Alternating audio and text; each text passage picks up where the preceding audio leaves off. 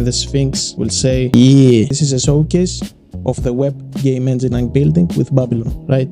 Add assets from a library. I will enrich that library with Kenny objects, etc. You can just choose it, scale it, transform it, whatever you want. You can add NPC. You can change the rendering pipeline, like you can add grain, you can add vignette, chromatic, contrast, or create some effects like horror effect. You have a scripting language, and they have put some templates you can choose. For example, healer service. If you see, it has chapters like start, heal. This is what the NPC will say on the dialogue. You look wounded, my child. Heal me. This is the option. The option starts with asterisk. You can pay 50G to go to heal, and the system will take 50G from you and gives you health points. So let's see it in action. Sphinx riddle, and if you see, I have a riddle for you.